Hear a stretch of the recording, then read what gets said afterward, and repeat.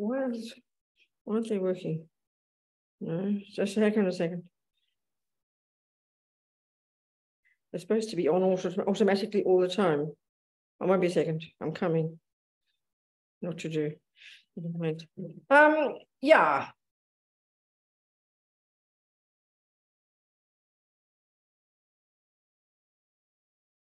Okay, so from the very big picture point of view,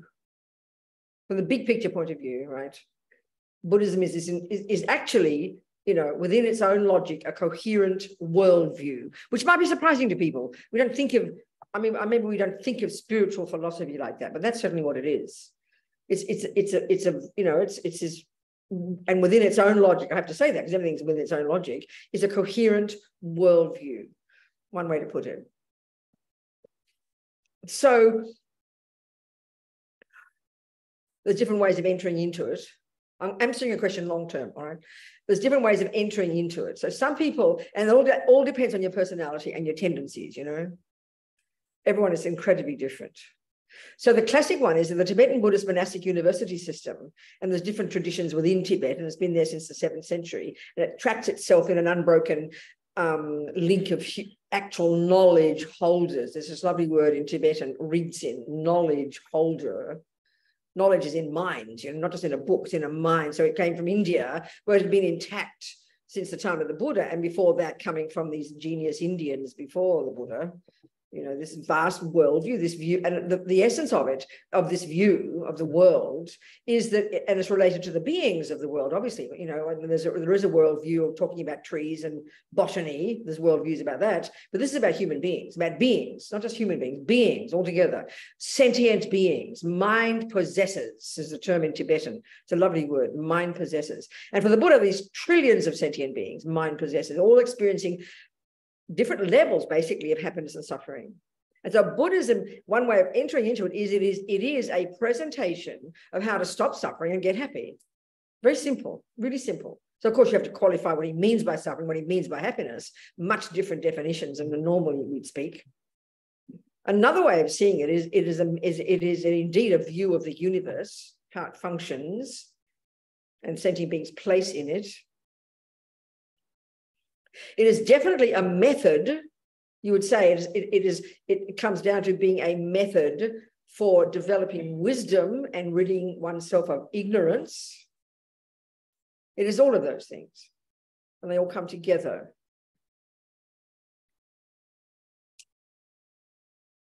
But the essence of it is his observation of how things exist. Buddha's observation of the way what the universe is and how it exists. And his point being that mind possessors, sentient beings, suffer because within these minds of ours, we have misconceptions about the universe, about the world, about who we think we are, about happiness, about suffering.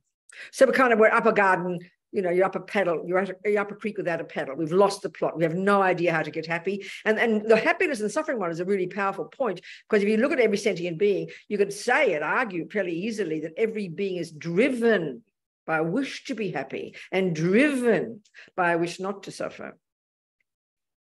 So in fact, the Buddha's view of the approach to to getting rid of ignorance and getting wisdom, that interestingly is the Buddha's methodology for how to get happy and how to stop suffering, because he's saying he's found the main causes of suffering are in the mind, which is a huge shock to us. This is not the view in the West. This is not the philosophical materialist view.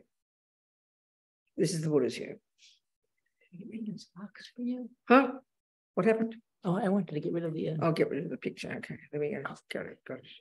My earphones aren't working. Maybe who knows why and who cares? Doesn't matter. Just take them out so I can stop blocking this much, but I can hear better without them now because they're not working. Now I can hear, got nothing stuck in my ears. Okay.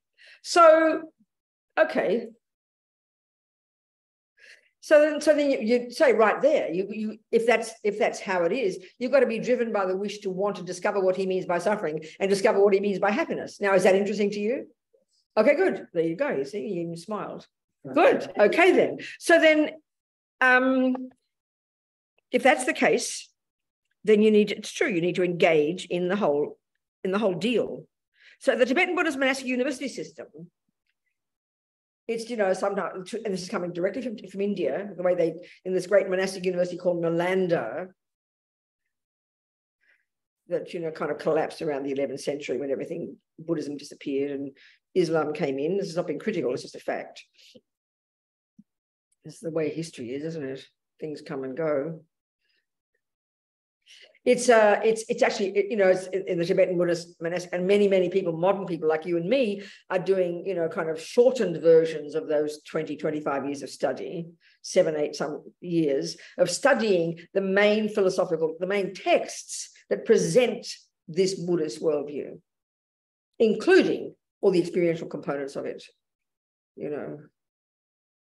So then the Discovering Buddhism course, and there are many of these in different traditions of Tibetan Buddhism all over the world, among modern people like you and me, you know, non-Tibetan people. There's lots of variations of these presentations of these courses, you know, that present the essence of what's presented in those universities, the essence of Buddha's view.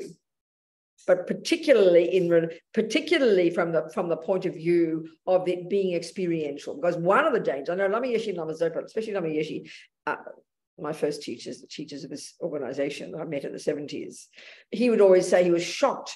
You know, first of all, he'd say he was noticed that the modern people, I say that when I meant, because mostly it was Western people then, but it's not just now, it's people from everywhere, were super intelligent, super educated, super sharp minds.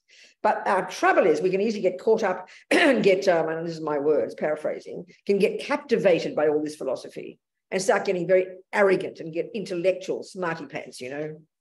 And this is, I mean, once you've done that, you've lost the plot.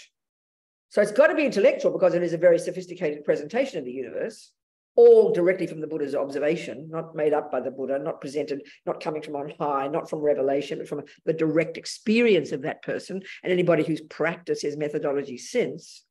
But you can easily get captivated, you know, by the brilliance of the philosophy and the brilliance of the ideas, because they're very fascinating and very interesting. So the key thing is to make it experiential. The key thing is to hear it's like anything, you can get very captivated with medical knowledge, but if you forget to apply it to help people get better, then you're really ridiculous, you know. It's got to be motivated by the wish for yourself first, to want to be heal yourself, and then you can heal others. Well, here we're talking about the mind. So from the Buddhist point of view, it's a long-term thing, and he means by that many lifetimes. So you've got to have that kind of perspective as well, if it makes any sense to you. I mean, some people just think that's laughable and like a complete joke. You understand? Because we want it all now. Forget about even this life. We forget about future lives. What a joke. But that's how it's all you know, that's how it's all presented. So the two components then of two things that are necessary if you want to start the study component. Not everybody wants that. Some people prefer, you know, some people prefer to have like a daily practice, including, say, a meditation practice, or from the Tibetan Buddhist point of view, a visualization practice, which includes maybe mantra. And people very much feel that's, you know, that's useful, something in the morning and something at night. And then throughout the day, given that what's in your mind is the source of your happiness and suffering, then throughout the day, your job is to observe your mind, and indeed observe the servants of the mind, your body and speech, in order to be applying to the best of your ability these ideas every day in your daily life. So most people have it like that. Now, some people choose to study it more intensively. So the ideal scenario for that for you would be to give up sex, drugs, and rock and roll, and dogs and cats and monkeys, or whoever else you have in your life, and become a monk, and, you know, and then go join an institution like a monastery and study intensively, and then go off and do 20 years meditation. That's the most direct way to do it. So everybody, and that could be exactly what you need. You just have to know your own mind to know what you want. Some people, the moment they hear it all, that's exactly what they want. The moment I met these lamas, I mean, I never wanted to the mountains, but I knew I wanted to be a nun. It was very clear to me. Everything in my life led me to not wanting to, you know, to not want sex, drugs, and rock and roll and boys and girls and all the rest. I'm not trying to sound holy. You just have to know your own mind. And many of my friends, like for example, my friend Venerable Rene, a Swiss monk, from the first moment he heard the teachings, he knew too it was his path, and he immediately became a monk and then went off and did study and teachings. And then throughout the last 45 years, he's been in intensive meditation retreats, 3-year, 4-year, 5-year retreats, back and forth between study and life and meditation. So everyone's different. Some people go on, I mean, Westerners immediately want, you know, go to our, might not become a monk, but go to our monastery in France, for example, Nalanda Monastery, where they teach these stuff intensively, or to our center in Italy, and they'll go and do these 5-year or 7-year master's programs, or, you know, programs of studying the essence of those philosophical texts. Other people will have a daily life and then will study part-time the Discovering Buddhism course, you know, which is the essence of what's taught there, you know. And then the idea, I mean, somehow it's a long-term thing, but having a daily practice gives you a feeling you're doing something. It gives a structure, and you learn to become disciplined with that. And then adding to that study, if that's what you like, that can increase your feeling that you're actually engaging in it, you know, you're engaging in it. So, I mean, if that's what you want, then honey child, go for it. If you want to go to Nalanda Monastery in France and become a monk and join them and do it intensively, you want to go to Italy, you can do that, or you can stay as a layman and do whatever you do here. And so there's levels and levels and levels. But having something as a part of a structure, and especially having a daily practice, because even if you've got 5 minutes formally when you wake up and you have a little altar with a Buddha on it, reminds you what you're doing, and you sit for 5 minutes and motivate to have a reasonable day and control your body, speech, and mind, even that is a good start, because you're focusing on it, you're reminding yourself, and then that guides you throughout the day.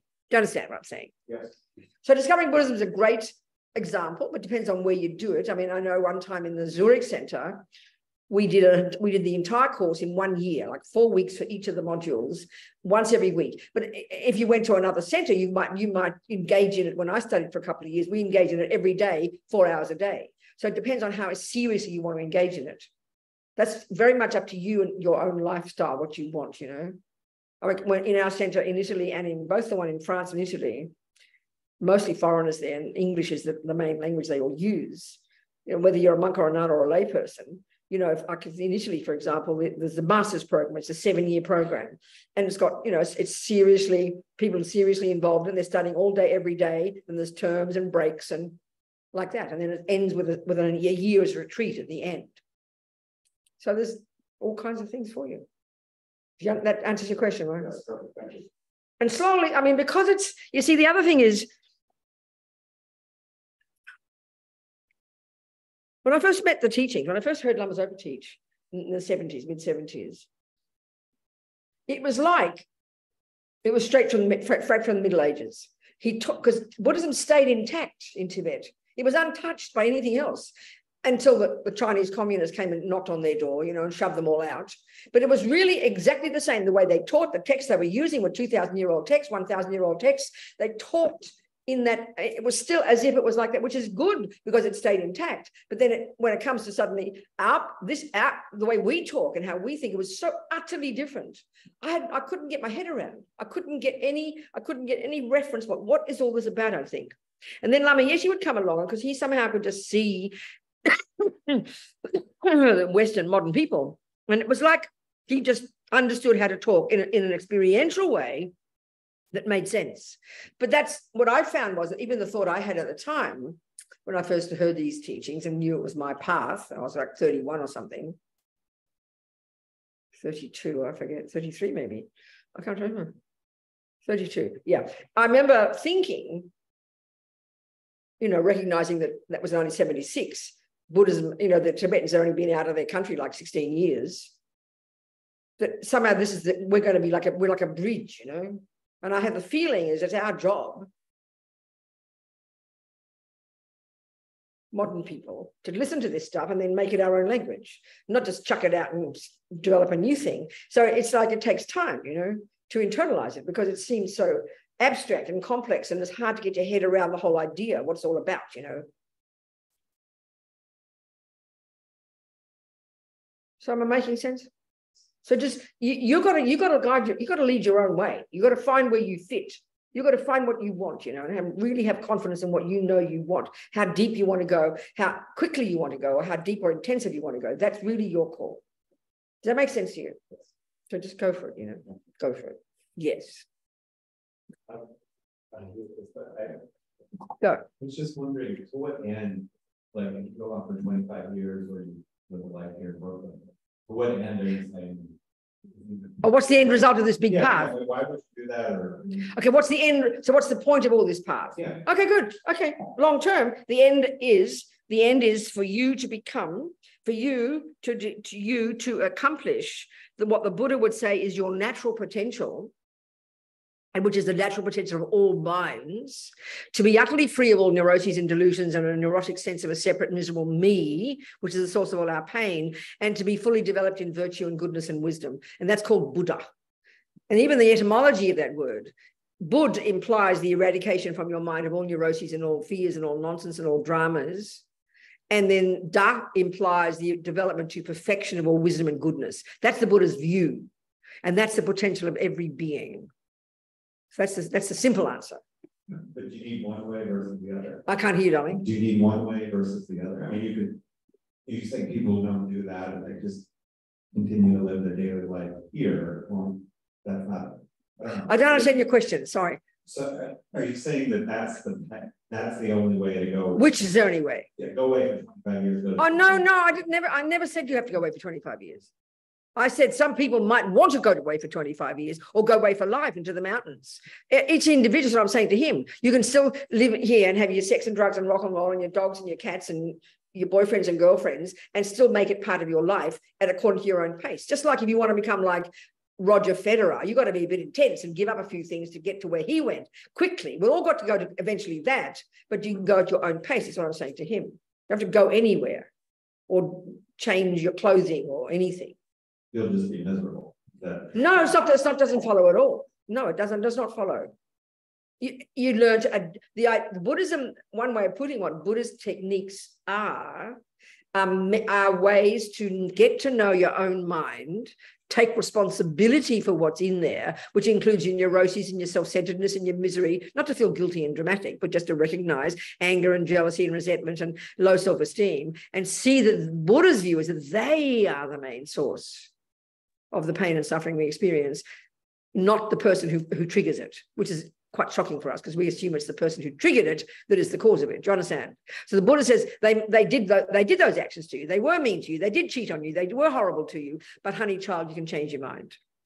That's the essence of it. And so learning to know your own mind well and then better and better every day, navigate what's in there and then know you're not set in stone and know that you can change the conceptual stories in there and learn to become more wise and more fulfilled and more empathetic and compassionate. That's the essence of day-to-day, whether you do it 25 intensive in the mountains or day-to-day with your 4 boyfriends and your 5 wives or whatever you want. You get my point? Roughly speaking, sort of. Well, so it's a method for knowing your mind intimately and well, taking responsibility for what's in there and knowing that you're not set in stone and that you can learn to let go of misery and neuroses and fear and become wise and fulfilled and joyful and empathetic and compassionate. That's the very essence. Does that make sense? Yeah, I guess I'm just wondering, is there like a value judgment in one way versus the other? You're saying one way you should do that versus the other? I mean, there's a lot of what do you mean by value? Okay, good. It's a good question. So give me that when you say value. So saying less neurotic and more happy and fulfilled, is that a value judgment? Well, it seems like it's a description, but the way you live your life, right? Like the way that you don't go out and become a nun or you're like a regular person. Yeah. Who has partners and dogs and mortgages. Yeah. So go on. Then what about that? Are you saying that's a lesser life? Or did I say that ever? No, I don't know. I'm just trying to... Did I say it though? It's important that if you did hear me say that, did you hear me imply that? It might be implicit in... You think so? So no, I'll say it. I want to say it again. Would you agree that some ways, any system of any knowledge that you decide you're going to embark on, whether it's cooking, tennis, or being a Buddhist, there are more intensive ways of doing it. Would you agree with that? Aren't there? So if you want to really be like Roger Federer, you've got to sacrifice your life. You've probably got to sacrifice your sex and drugs and rock and roll because you've got no time for it. So you've got to choose to do full-time tennis 7 days a week, year after year after year. That's pretty heavy duty, isn't it? Well, it's not a value judgment. People admire someone who's committed, so you end up winning Wimbledon. We'll use that as the analogy of becoming a Buddha, there are more intensive ways of doing it. Giving up sex, drug and rock and roll and going to the mountains, you can do it more quickly, like you could with Roger Federer. But it's up to, as I said, it's up to individuals to decide whether you fit it into your daily life or you want to focus totally on it. It's very much your call. Does that not make sense? My question is winning the point or is winning? I'm just, no, darling, you're misunderstanding me. I'm not using analogies that suit your mind. I'm so sorry. It's not nothing to do with winning. I just use an analogy of a goal. Okay, it's not working for your mind what I'm saying. So ask me your questions again, and I'll see if I can say something. No, it's good. These questions are really important, sweetheart. So ask me a different way. Ask me something else in a different way, and I'll try and answer according to you. In my life, I have relationships, I have friendships. That's right. I work in science. That's right. All these things, presumably for benefit of something. That's right. These things wouldn't probably be able to happen if I was on an accelerated path. If you're on the accelerated path in the Buddhist, have value. Yeah, I think to me. Of course I do. Of course I do. But so, I mean, again, using the analogy of Federer, not winning Wimbledon, but having a goal. No one would criticize. Would you agree that no one would criticize him giving up all those normal daily things because he prefers to spend it all on tennis? They probably admire his dedication, right? Maybe he doesn't know how to have a relationship. I don't know. What? Maybe he doesn't know how to have a relationship. Oh, I see. Okay, now we're getting complicated. Sorry, No, I know, but I've got to try and answer what makes sense for your mind. I'm trying to work that out.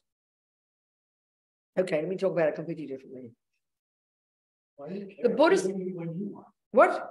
What's he saying? What? I want to know why he's here. Sure, let me do it. That's what I want to ask him. I know, but I don't want to ask him that. I want to try and answer his questions. Forgive me. Listen, okay. Thank you. It's very helpful. What's your name? Ted. Ted. That's my father's name. Ted. Okay, good.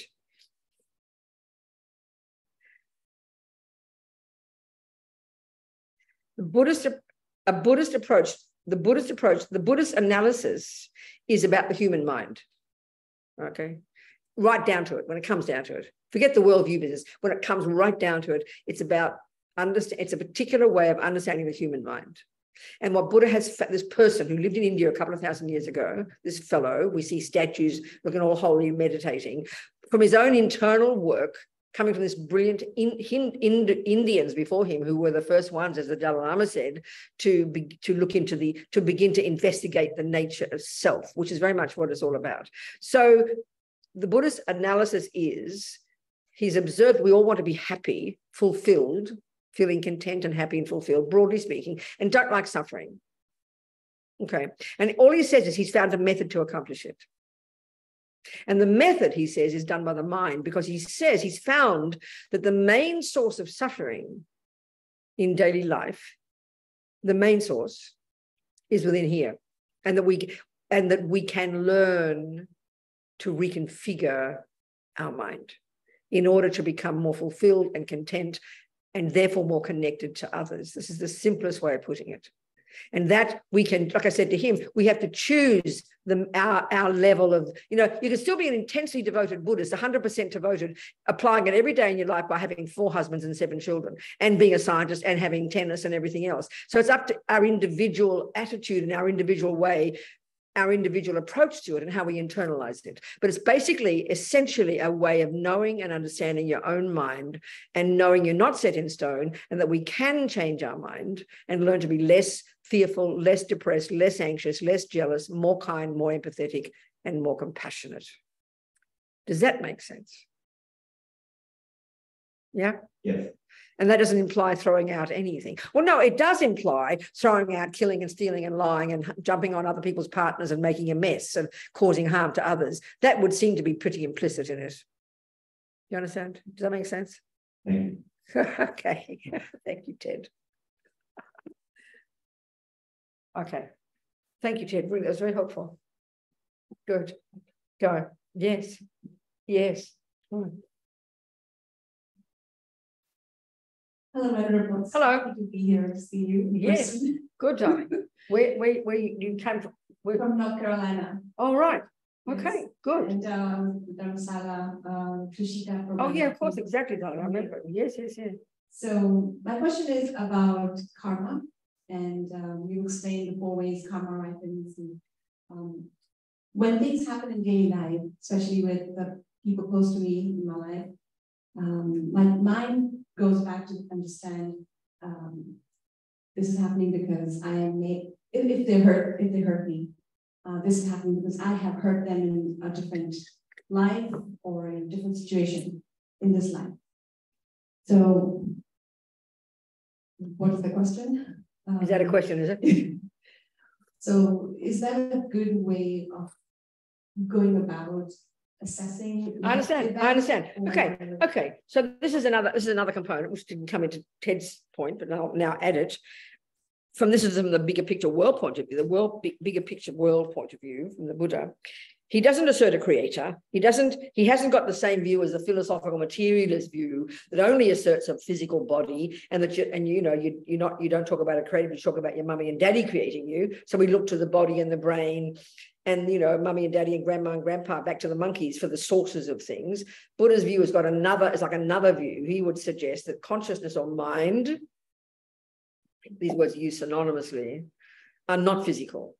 They exist independence upon the brain and the physical body, but it's got its own its own entity. And so the law, as far as the Buddha is concerned, the law, a natural law that runs minds, runs our happiness and runs our suffering, or a law within which minds run,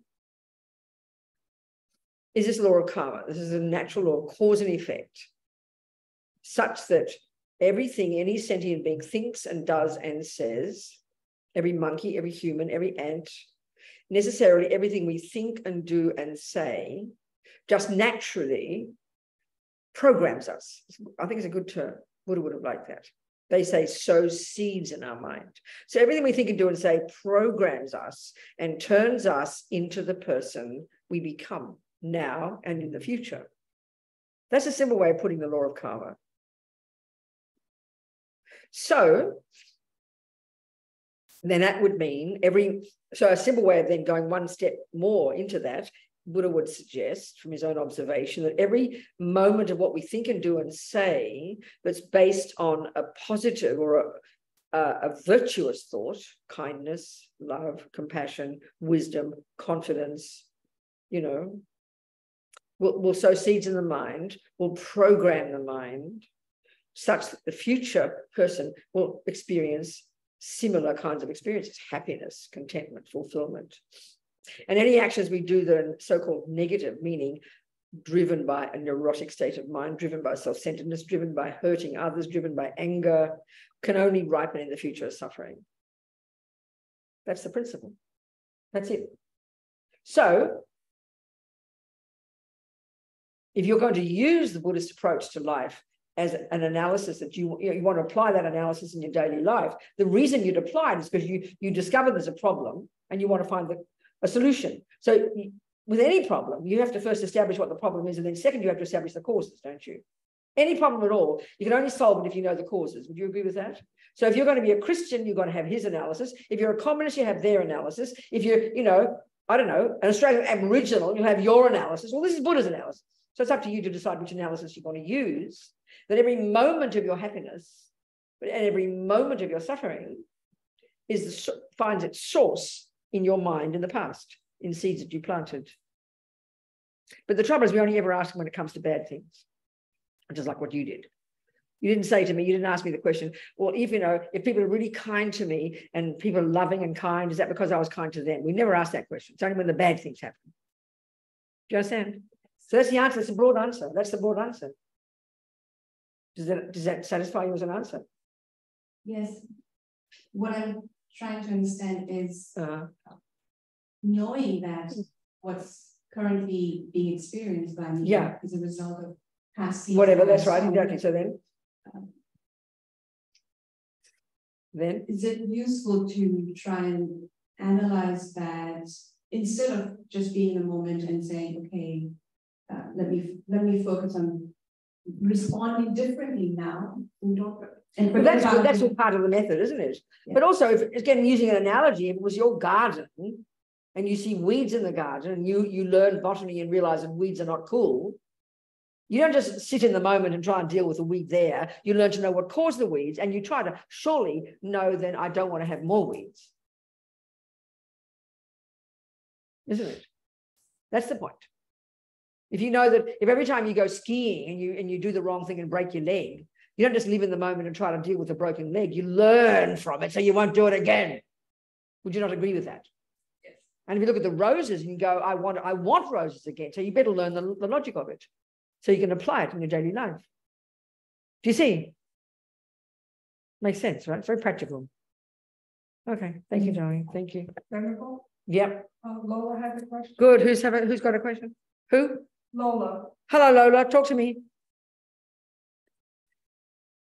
Hi, Robina. Okay, It's good to see you. Good. I'm glad. I can't see you though. Where are you? Here. Oh no, I don't want to get myself out of here. Just put it. I'll try to get the gap. Okay. Do you hear me? Hang on a second, honey. Where's the mouse? What? Yeah. I did put gallery. It doesn't now. Yeah, good. So go on, Lola. Talk to me. There you go. I see you. Yes. Well, it's good to see you. I'm full of energy. So related with the question about karma, it will sound stupid, but I have this. It's stupid. Don't worry. Okay. So there is this thing of all what you think and say and do, right? Why is it so tiny? Don't you have a way of having the sound bigger from your other point of view? No, as far as it goes. Okay, I will try to talk. Speak up louder, okay, go yes. Okay. Okay, so related with all what you do and say and think, okay? There is this, for example, let's say, so I'm thinking about going to cinema, right? And there are two movies, right? And then I think about, if everything that I put in my mind, I have to think about it. But at the same very time, confused, Lola. Just ask a question, darling. Okay, so there is, for example, it's for example a movie that it sounds to me interesting, but I am going to see some kind of violence. No, darling, I need to ask. Just ask me a question. I can't get this. I'm trying to put it another way, darling. Question. Put it another way. Okay, if everything that you put in your mind, right? Because everything you say, you see, and you do, right? And it's supposed to be has to be happy and good and beautiful in order to create that. No, that's nonsense. It's not true at all. Okay. You can look at a movie of really sick, poor people, which is a terrible thing to see, but you can have compassion. It's up to you to decide what to put in your mind. You're not like a victim. Just because something is even something that is violent, it doesn't have to affect your mind in a bad way. It doesn't have to. It's up to you. It's up to you. Okay. It's up to you. So if you've got a problem with seeing violence, then don't go to a violent movie because it will upset you. That's reasonable. You choose, if you don't like seeing people scream and yell at each other, you keep away. It's true. But you can learn slowly to be in charge of what you do with your mind and how you interpret things that you see. That's the point. Okay. And at the very beginning stages of our practice, if like say you're very scared of violence or you get addicted to alcohol, you got to keep away from the violence and you keep away from the alcohol until eventually you're able to be in charge of your own mind, You see? Yes. I have another question. Do you mind? Good. Okay. So I was reading about something related with the term Jidam. Who? Jidam. Jidam? Yes, Jidam is related with this kind of, it's related with this kind of the mind. It says the mind linked to a certain type of enlightenment atmosphere. I have absolutely no idea what you're talking about, Lola. Okay, I'm so sorry. It's kind of a deity that is related with a special kind of atmosphere. I don't know. It's kind of. It was related. It's about Bahayan. Well, anyways, I will write it down to you later. You better, darling. I understand. I'm so sorry. Sorry, if I may, I think that she's referring to the Jidam, the main deity that your teacher gives to you. The Jidam.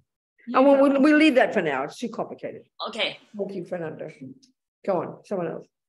Questions? Yes, sweetheart. Talk to me. Hello. So I really like this idea of like what you're talking about with Federer, like kind of obsessive working to get something dedicated to some goal. Yeah, and like severe discipline. I don't know. Yeah. Okay. With other things, not just the practice. Sure. but there comes a point where I'm sort of having trouble differentiating between when I'm being lazy and when I'm actually needing to rest. No, it's a really good point. It's a good point. Because I'm always trying to push myself. Yeah. Do practice and everything. Yeah. It's good. So how can you tell that difference? Because I know like I'll push and push until my body will break down. Sure. Sick. That's right. But other times I'm like being lazy. I don't. Okay, it seems to me, you know, everything, this is what really dependent arising means. You can talk about pushing and having discipline, and you can have a certain idea of what that looks like. But then clearly, you know, it's like if you're weightlifting and you start trying to lift weights that are too much for your body, you've got to learn from that. You've got to pace yourself, still be fanatic if you want to. I mean with the best motivation, still be completely devoted, completely dedicated, completely disciplined. But so you've got to still factor in your own capacity. Everything's great. I mean, if you try to do 20 push-ups first, you'll break your back, but you can do 20 in a month. You've got to build up. So you can still build. It's just being reasonable with yourself, having enough awareness of your body and your mind that you know what pace you can go at. That's just common sense. But you're always trying to push yourself, right? Like, there's no contradiction with pushing. I'm not saying you shouldn't push. Pushing is called enthusiasm, but you have to know still within the limits of your capacity. Can you not see? Yeah. You don't seem very convinced by it. I don't know the limits. I'm just. But but that's what I'm saying. You got to find out. You've got to know yourself. You're your own boss, honey. You got to know what you can and can't cope with. Don't you think it's true though? It's reasonable. No one can mandate it for you. You have to be able to know from your own experience. But okay, now part of the problem in this is when we begin to look at attachment. Attachment's main disease is dissatisfaction. So the problem with pushing too far is you're never satisfied. This is a really tricky point. If we don't get this, we're in trouble. Because you can really be devoted to your practice and really push hard and be so disciplined. But if the attachment is there really strongly, you whatever you do, the impulse is, that's not enough.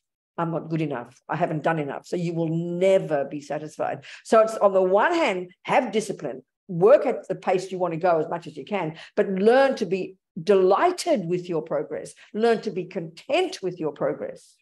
That's a really major point. And if we don't get that, we're in trouble. Are you communicating? Yeah. I'm sure you recognize it. It's sort of like you decide you're going to learn. I use these analogies all the time, you know, and you're going to study music and you do your exam. Oh, great. I just passed grade 1. And then next minute, oh, I'm only in grade 1. So maybe I'm happy if I do grade 2. So you push again. And then you get to grade 997. You're still not happy. So you've got to have the trick of being happy with grade 1, but enthused to get to the next level. That's the combination. You've got to learn to, in other words, you've got to learn to rejoice. Be delighted with your progress. I can't stress that enough, because attachment is this bottomless pit of never satisfied. And this is the main disease we've all got. And you can destroy yourself if you don't try to learn to rejoice. Do you hear me? Sincerely, it's a major part of your practice, honey. Yeah, completely. Good, I'm very happy. Good one. Yes, people. Yes, how are you? I'm good. Happy to see you. Yeah. Thank you, Robina. Good. So I've been, practicing for maybe 25 years or so, and I'm always struggling, which is okay. But go on. Lately, I've been thinking about this concept that I learned recently. So, and I think it's like a debate in Japanese Buddhism. So they have there's a concept called self-power. I think it's kind of self-power. Right. So I think it's kind of like the Zen people, they believe you're responsible for your own enlightenment. Okay, fine. Yeah. And then there are the other people that they think that self-power is not enough. So they believe in other power, which is they chant. I think if you're talking about Pure Land, they believe they will be saved by Amitabha Buddha. Oh, I see. Okay. So okay. their main practice is chanting. Okay, fine. So good. So then the question? So the question is, what do you think about self-power versus other power? I mean, is it So that means it's really, then, I mean, I haven't heard that phrase before, but the Buddhist one I mean, I always hear about the people, the Pure Land Buddhists. Effectively, it's the same as being a Christian. It's the same. There's a power out there called God, and he runs the show. And if you're a good girl, you'll get saved. Well, they've got the philosophical view more like a Christian, which is completely their business. But if you look, I would suggest, if you're understanding the Buddhist view properly, Buddha by definition was a regular dude who, by looking into his mind and did all this work, and then he says, as the Dalai Lama says, we don't need creating. We do fine making our own mess and making our own happiness. So that is the actual meaning of the Buddhist approach. Right, but in, let's say in Tibetan Buddhism, they also have devotional practice. Yeah, but that's not a contradiction. Right. You can be devoted. I mean, I have to keep using analogies, although it might be confusing for poor Ted. I have no idea what my weird analogies. But listen, if you have to play tennis, you want to become your Roger Federer. You want to become your Roger Federer, don't you? And you have to practice 6, 8, 10 hours a day, don't you? But you rely on bloody Federer. You adore the man. You've got him internalized. I want to make Roger happy, but you do the work. No contradiction. Whereas if you think, well, I sit here and devoted to Roger, he'll make me win Wimbledon, then you're in trouble. That's the difference. But what I'm saying is, you also have the devotional practices like chanting. I know, but you missed that point. I answered it, but you didn't hear me. So I've got a wrong analogy for your mind. I've got to use an analogy that works for his mind. Okay.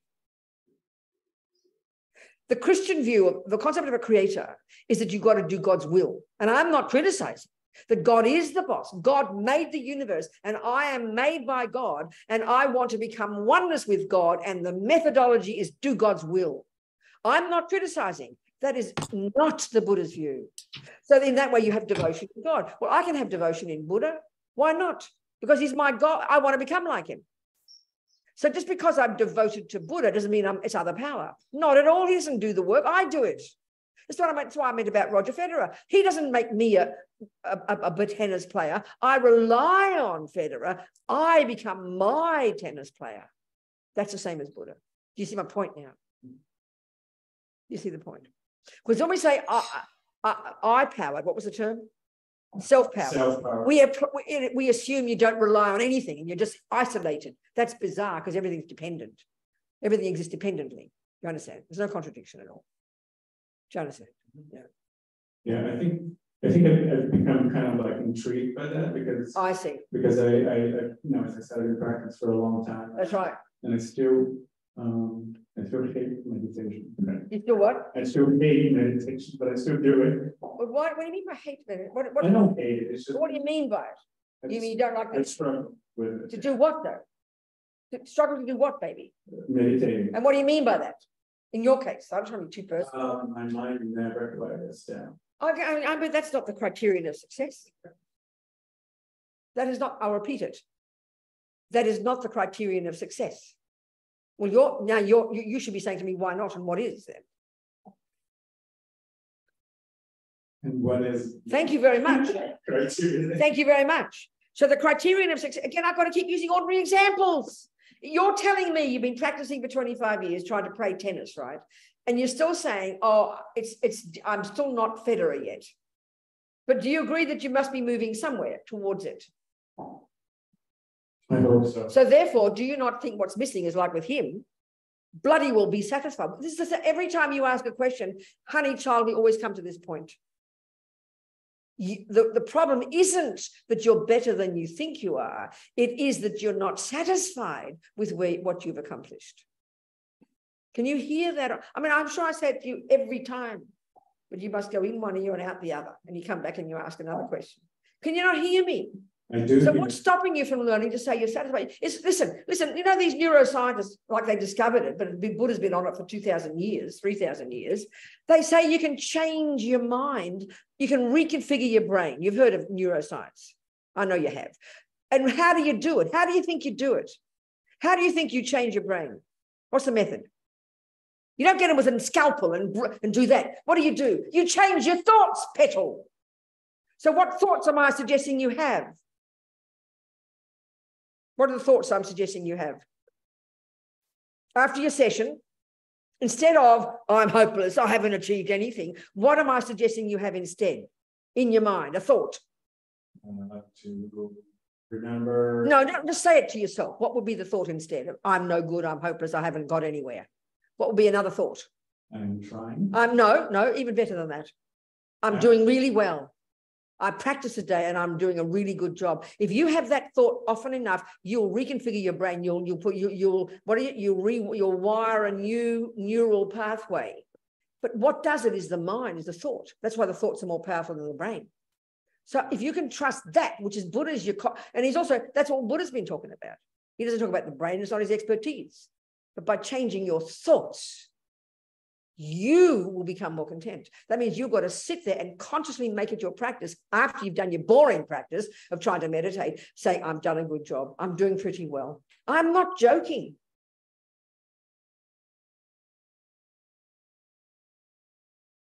So you have to experiment with it and then just add that to your practice. I'm really serious.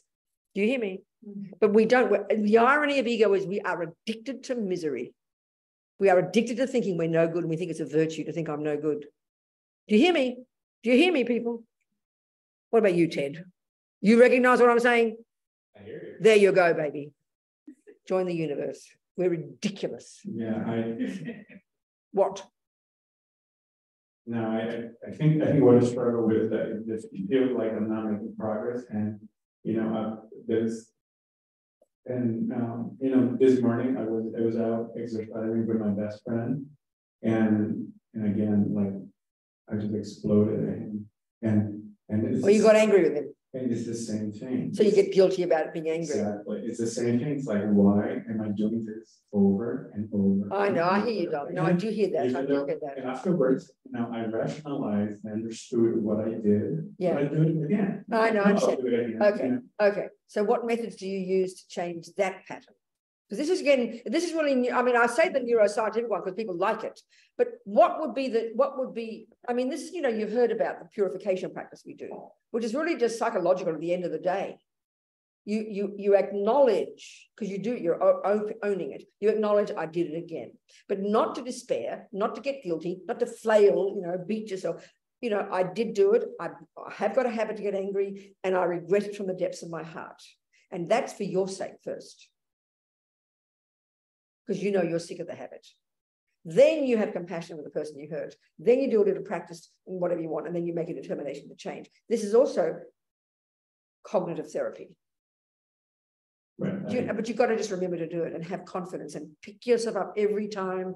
Don't fall into despair. Don't leap into the self-pitying misery of I'm bad, which is easy to do. You've got to have courage and pick yourself up and just keep going, but try to train your mind. But these 4 steps are very powerful, very simple at the end of the day, but you've got to do them. Because it is really just, that's the Buddha's idea. But you talk about rewiring the brain, because you talk about the brain, but essentially that's what you're doing. Do you understand, sweetheart? You've got to, for your own sake. Because you're right, we all fall. We all have the same old habits, very deep habits, don't we? We've got to have this courage to know it does not define you. It is not your true nature. It is a habit, and you have to own it and regret it, but not with guilt. Someone asked the Dalai Lama the difference between this regret and guilt. He said, you look into the past. Well, I did do that, and I did do this, and then we go, and I'm a bad person. And we fall into that one. That's our ancient habit. But instead of that, the second one, you look into the past, it's the same. I did do it. And then you've got to go to yourself. I'm sick of this habit. It's like kindness to yourself, not guilt. I'm sick of this habit. It's like compassion for yourself. And then you have compassion on the person you harm, next step. And then you do the little practice and visualize or mantra or something. And then you determine, I'll do my best for 24 hours. But you've got to give yourself a timeline, sweetheart. If your habit is very strong, you can't just say, I'll never do it again. You've got to give yourself a timeline. This is really conscious thinking, I promise you. Are we communicating? Just keep moving, okay? Thank you. Don't give up, all right? Good. Okay. Everybody recognizes exactly what you're saying. What else, people? Yeah. My mother used to say, you're your own worst enemy. And it's true, isn't it? We are our own worst enemy, I tell you. Yes. I was wondering, excuse me, I was having a great day the other day. Oh, I'm very happy for you. It kind of seemed like it was all through the sense, I'm at the beach, and it was a warm day. And that's lovely. I'm very happy for you. Enjoy it.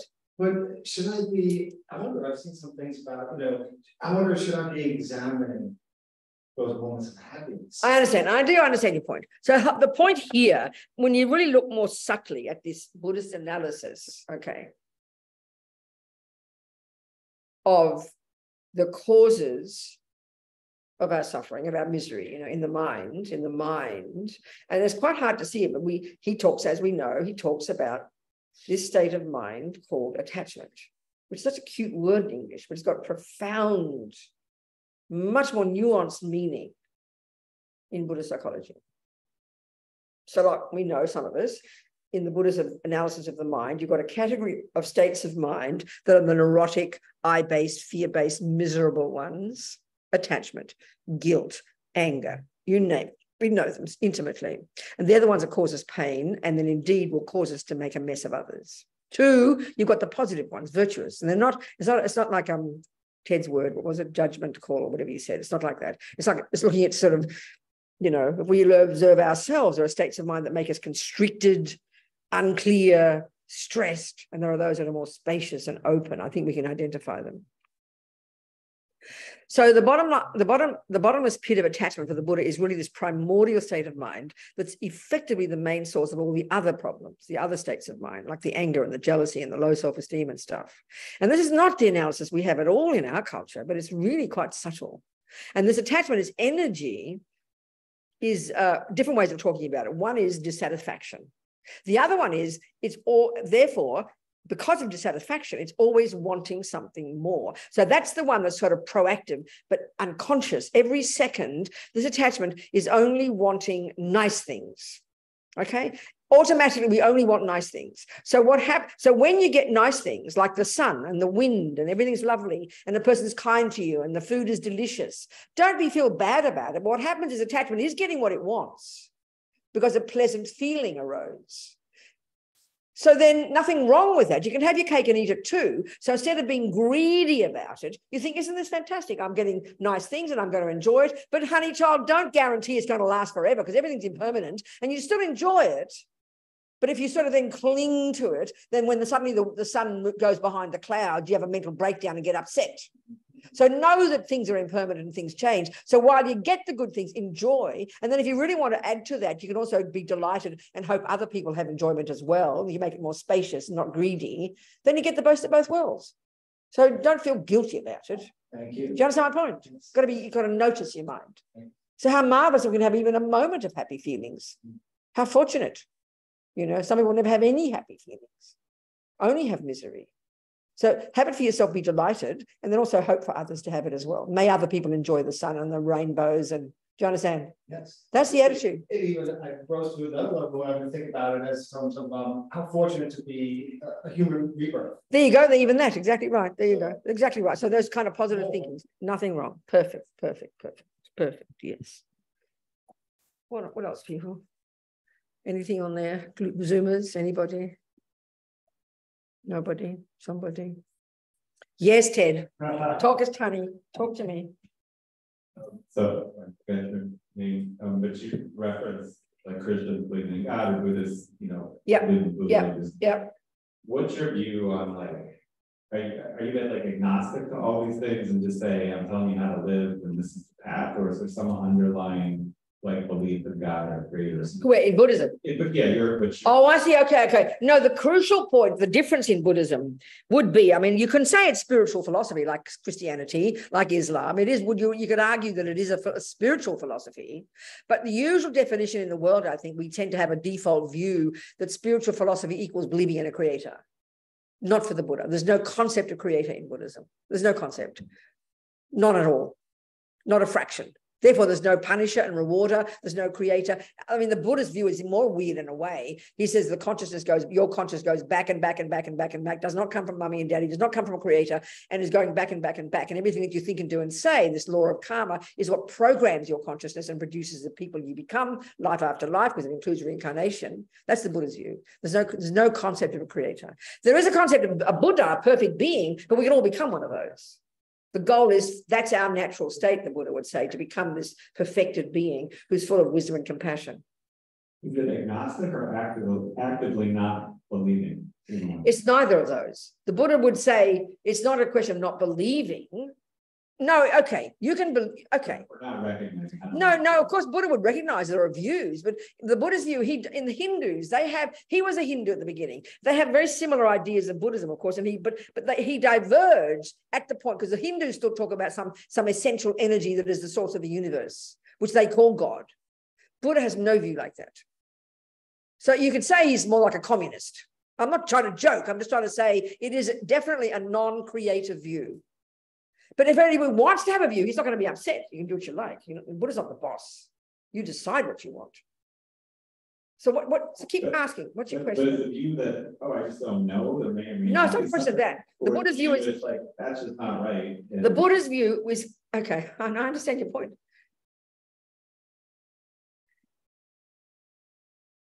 The Buddha, everything that comes from Buddhism is coming from the person, from his own direct observation. I have to use an analogy. I'm sorry, Ted, I have to. I remember this one time, I always quote this one time in New Zealand, a scientist, who happened to be a scientist, asked the question, which I've never been asked before or since, it's fascinating, who revealed the teachings to the Buddha? Now, that makes sense when you think of Christianity or Islam, because we have this idea of revelation from on high, isn't it?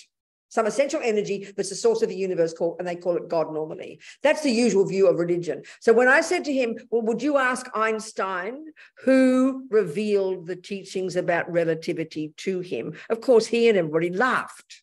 So we know Einstein used his intelligence and observed the world. Would you agree with this? And he observed certain things. He came up with certain findings. He worked it out. He tested it. He codified it. And then he presents it. And he says, now, if you want to prove that if you want to realize relativity too, here's my method. It's over to you. Buddha's like that. So Buddha would say he has found from his own direct experience that that the concept of a creator is a mistake, is a philosophical misconception. And he says Buddha would think the concept of all wisdom and powerful and compassionate, that's called Buddha, but they don't have the job of being a creator. So for the Buddha, he'd argue with the philosophical view that energy is also a creator. So his findings are all there, and he says, over to you to look into this to see if that's how you feel too.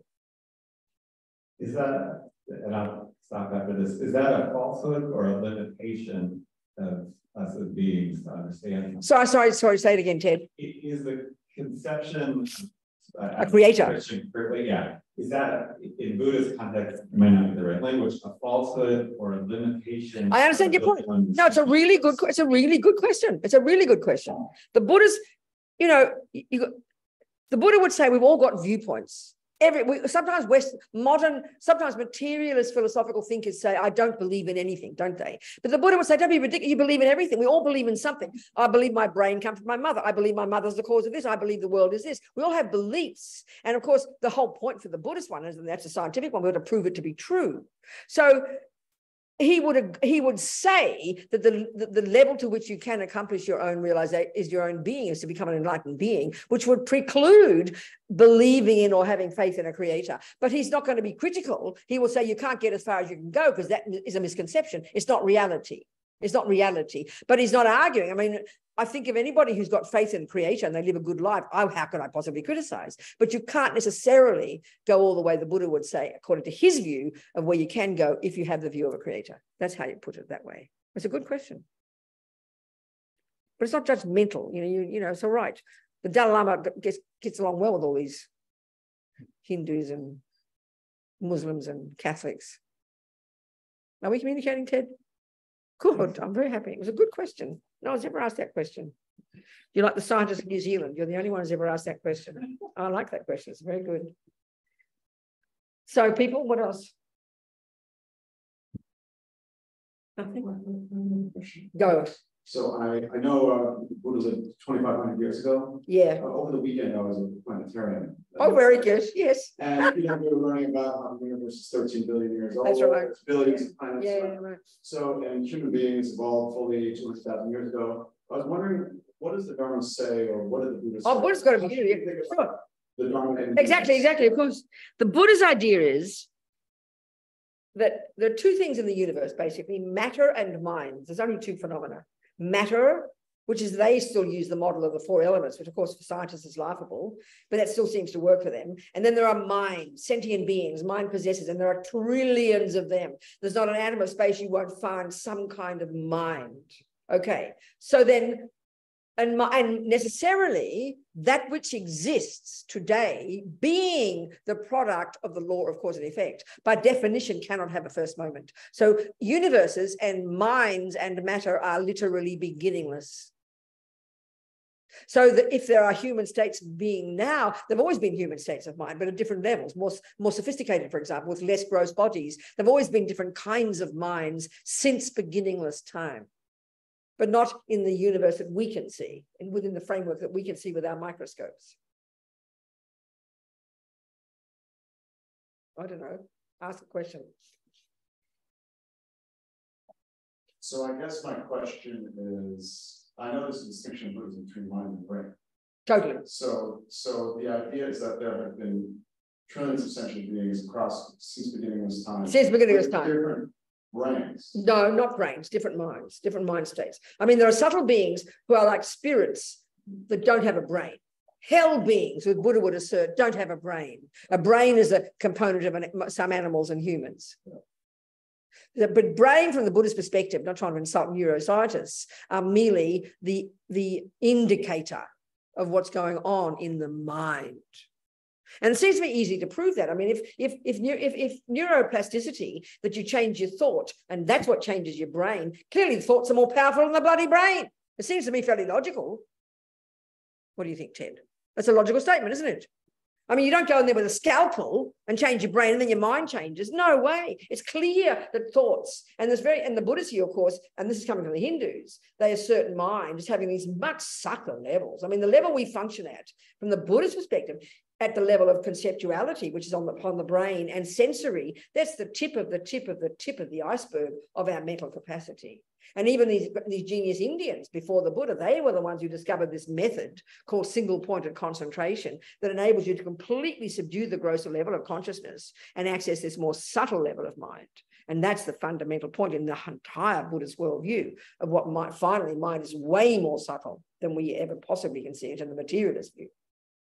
And minds have always existed, and every kind of experience or happiness and suffering since beginningless time is caused by what's in the minds, and then the actions we do on the basis of that. What about elsewhere? I know this is very Go on. cosmological question. Go on. There are billions of planets in the universe today. Yeah, exactly, is right. Where are there Buddhas and Bodhisattvas on those other planets? They probably, I mean, there's not, they have, you see, okay, the Buddhist view of different realms of existence is a bit like, what is it when you what's that science fiction thing? You get into an elevator and then you come out in another realm. What's that called? What's that one? Transporter. Yeah, that's the one. In what movie was that? That people, who were they called? With the fellow with the ears. Yeah, Star Trek. Star Trek, thank you. That's the Buddhist one. There's a different realm of existence, different view of existence. So in other words, right at this moment, from the Buddhist perspective, there are the beings experiencing like a blissful, joyful, like God realm. Same as the Christians think about heaven. It's a subtle level of reality that is not visible to our eyes. There are beings who are experiencing a hell-like experience that is not visible to our eyes. Some people can be clairvoyant and see these things, but of course, scientists says they're just being, they're wacko. So there are many levels of existence of reality that aren't necessarily within what we can see with our microscopes. That's really the Buddhist point. Do you understand? Yes. Okay, good. What a funny day today. I was very good. With you and Ted, look at you. Come on, you people. Yeah. Hey? Come on then, Eileen. Eileen, what's your question, honey? Thank you, Robina. A week ago, whenever it was at Tibet House, somebody asked a very interesting question. Unfortunately, the audio went out for 10 minutes. So which question was that? The question was applying the law of karma to, kind of these existential, horrific tragedies that have happened in history, the Holocaust, slavery. Okay, so what's the question about the Holocaust? Go on. How would we apply the law of karma? But, I mean, you've been listening to all this stuff. I have. You must know the answer. Well, but there's a tendency to, people can use it to blame the victim. Of course they can, but everyone can do something. Of course you can. Yeah, you can use a knife to heal a person or murder a person. It's up to you. It doesn't mean the knife is wrong. So listen, honey. Yeah. Why? I mean, as usual, you are doing what everybody else does. Always ask about the bad things. Can you please ask me a question in the same way about the good things? Have you noticed there could be nice, maybe in Switzerland, you hear about, in Switzerland, there's a nice little village where they don't lock their doors, where the weather's beautiful and the houses are clean and the weather's lovely and the mountains are beautiful. Did you not ask me a question of why? You mean those people must have done something good in the past? How can that be true? It's exactly the same answer, Eileen. Yes. Okay.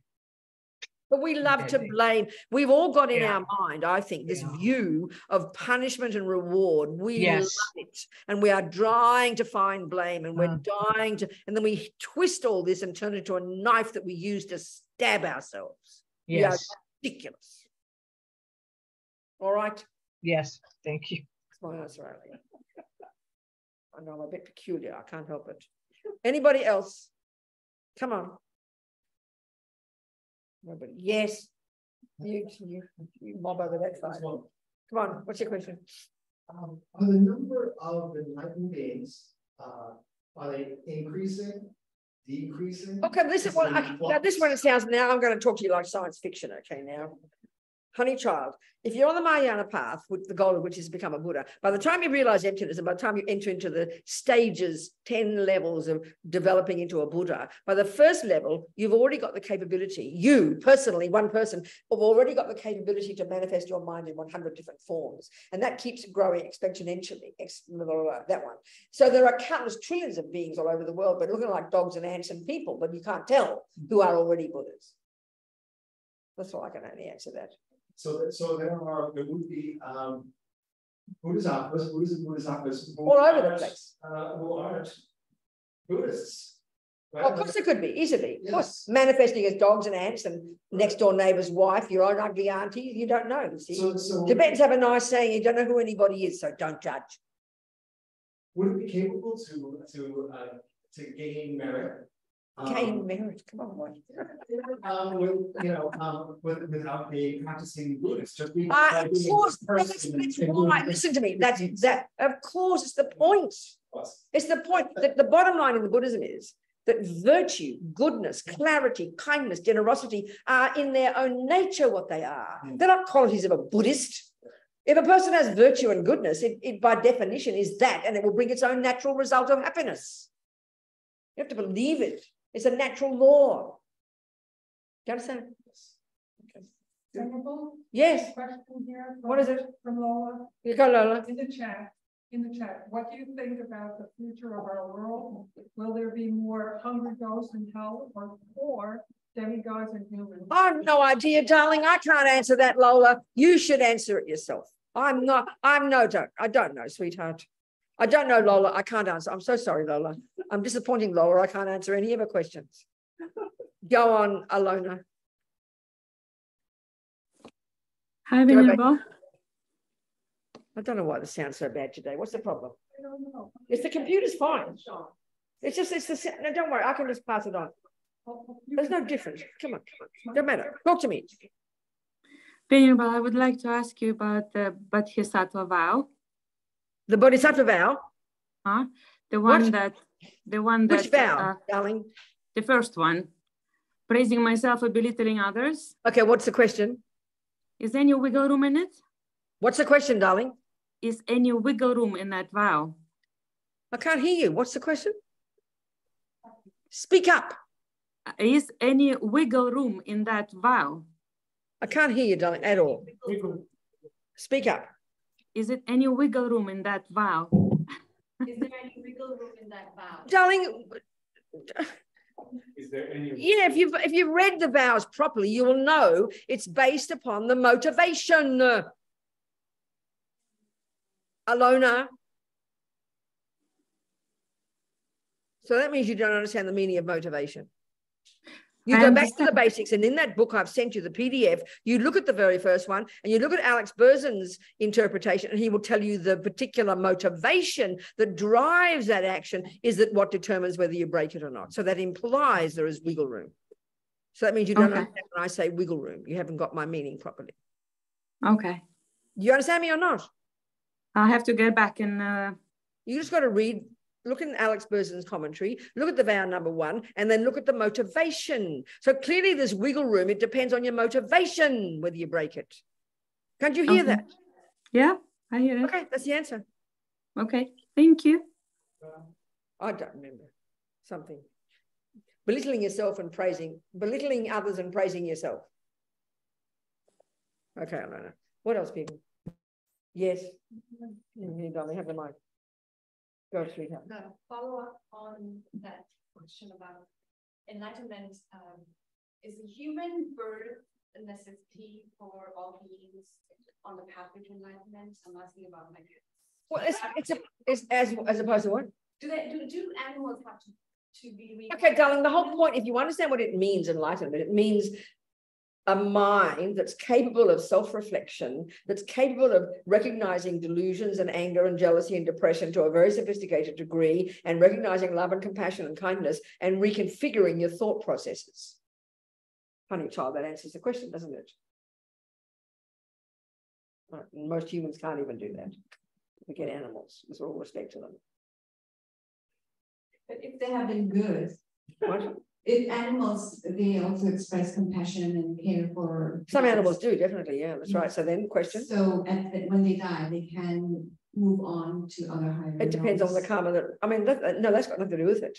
If you've got countless lifetimes, you have countless karmic seeds in your bank vault, haven't you, at the time of death? So then any one of those, nothing to do with this life, could be triggered. It could cause you to get a really good future birth. Do you understand? Yeah. That's the point. What else, people? What a funny day. There's a question from Mary LaRosa. Okay. And in the chat. Speak in the mic, darling.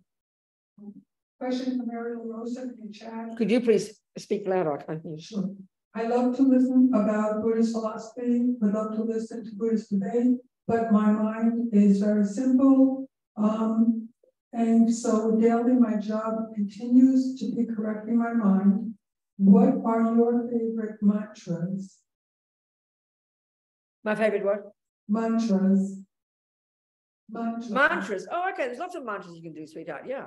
You know, there's Om Mani Padme Hum. There's a mantra of compassion. You can sing that one. Just visualize light, sending out light to benefit others and be compassionate. There's Om Tade Tutade Ture Soha, which is to do with this Tara Buddha, female Buddha, and that's more to do with kind of courage and optimism and action, cutting through the obstacles. There's Om Arapatsana Di, which is a mantra for wisdom, clarity of speech and wisdom. There's many mantras for many different, developing different qualities. Does that answer the question, sweetheart?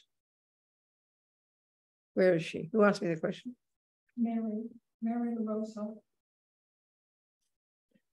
Oh, who? Mary. Mary LaRosa. She's in the middle. Not Mary. Oh, Mary. There you are, Mary. I see you, darling. So does that answer your question, Mary? So what mantras do you like, sweetheart?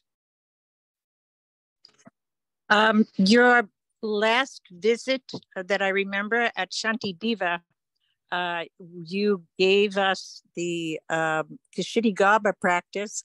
And I didn't. Also, I wouldn't have done that. I never give that one. Well, it was for the art auction.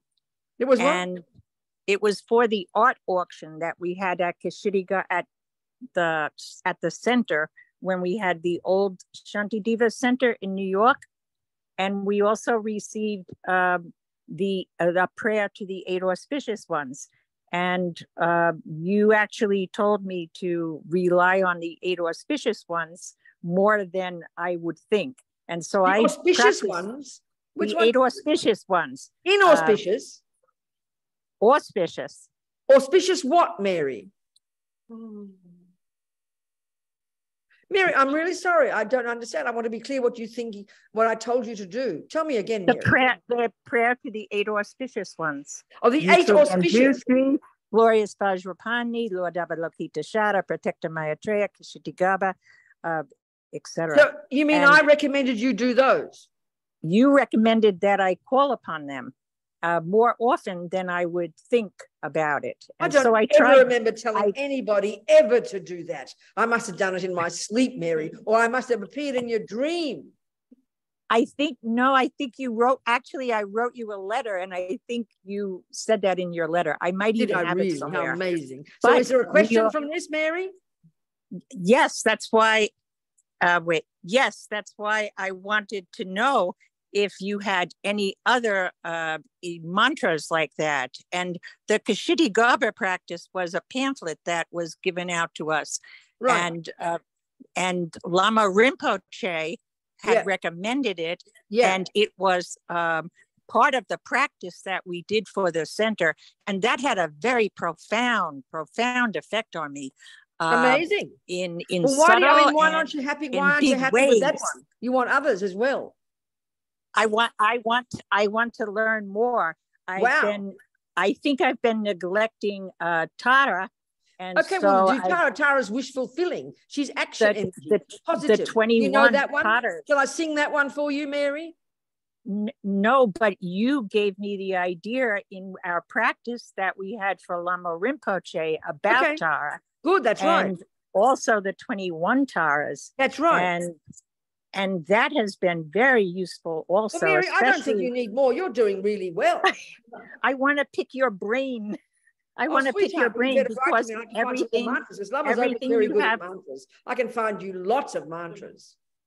And it distracts. My brain really is quite simple like that. If I'm having this judgmental thought about someone, nothing works better than amazing. Saying, go, well, Mary, you should go write and be to me blessed. Again. Have you got my email address? Have you got my email address? I think so. Robina Courtin at mac.com. You email me. I would love to write to you. I don't want to, distract you from your more important work. No, darling, you're not distracting me. You do that. But you should do that. You have been a gift to our center, and you have been a gift to me, and I'm greatly appreciative. I'm so happy, Mary. Thank you, sweetheart. And I want to pick your brain more. Good, Mary. I'm so happy. Thank you, darling. Thank you. What else? 10 to 3. Time to go. What a funny day. What a curious day. Is that Ted's hand again? No, he's just having an itch. All right. So people,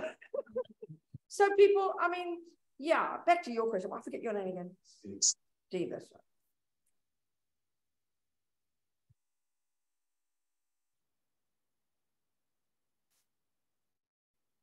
Yeah, it's like, it's up to us, really, the level to which we apply this. I mean, everyone sitting in this room knows something about Buddhism. We all walk away and we'll all apply it in a different way, according to our own way of hearing it even, or according to what makes sense to us.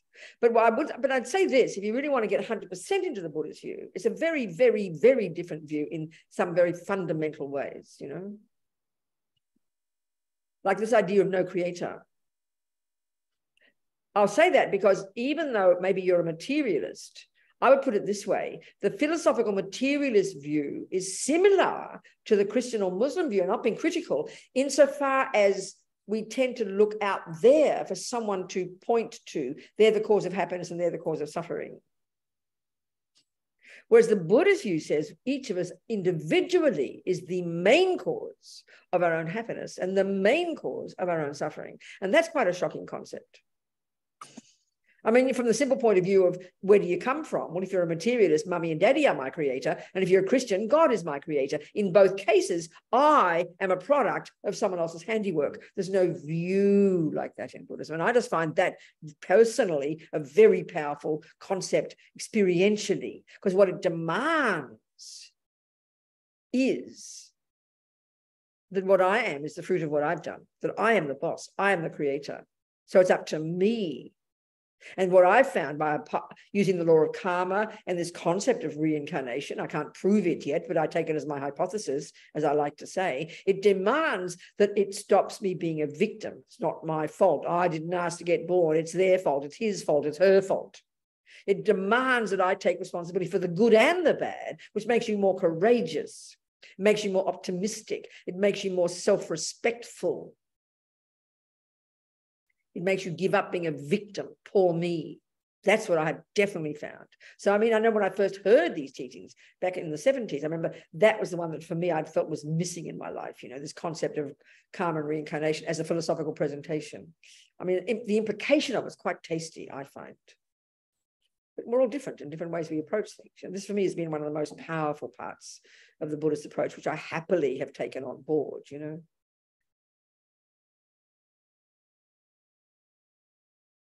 And that my mind has this limitless potential for goodness and happiness and freedom from misery and suffering. It's a very optimistic view, you know. And then it's also very encouraging to read the more esoteric teachings about the nature of mind. This is not how you're going to get from a neuroscientist. A neuroscientist will not tell you your mind is naturally pure. That sounds like a joke, you know. Sounds ridiculous because we're talking about the brain. But here we're talking about this incredible potential of this human mind of ours. Once it's unencumbered by the delusions, it can be hugely radiantly clear and wise and sharp and compassionate and empathetic and self-confident. I mean, just using simple words. It's encouraging. And of course, the crucial point in the entirety of the Buddhist philosophical and the psychological views is that we all our nature fundamentally, in its core, they say it is pure insofar as delusions and neuroses are not integral to who we really are. They're not intrinsic. They're not at the core of our being. They don't define us. That's a pretty outrageous concept, you know. So by listening to the teachings and thinking about it, it can be encouraging. Then, like with your point, no matter how despairing we become, we fall off the wagon yet again, we get angry yet again. We can pick ourselves up and know it's not my true nature, it's just an old habit, and I can change. You become more optimistic. Because, I mean, the irony of ego with most of us every day is we define ourselves in terms of our misery, our negativity, our hopelessness. I can't do it, I'm no good. The irony of ego is that. So if we can know that and then change it and program our minds, like I'm saying, you know, rewire your neural pathways, as they say, with positive thoughts. It's not just meant to be like Pollyanna. It's very profound. Buddha really is a cognitive behavioral therapist, no doubt about it. So it can be encouraging, you know. And we just keep moving, being content each step of the way. Not always hungrily wanting something more. And that doesn't mean you don't look forward to something. It's just what, you know, the more we understand the Buddhist view of the mind, the more we can distinguish between the neurotic attachment, greedy, always wanting something more, never being satisfied, and the healthy, appropriate, looking forward to something positive, you know, with enthusiasm and confidence. They're different states of mind. We have to plug into the positive one, not the unhappy, neurotic one. So it's a very refined job to be done, to really know our minds this well, and we can do it. And it's one step at a time, one step at a time. Never give up. That's the point. So with that, I'll just sing a little prayer that may compassion grow and grow in the hearts of all. Jang choib sem chog rinpoche, ma ke panam ke gyuchig, ke panyam pa me payang, gong ne gong du pelva sho.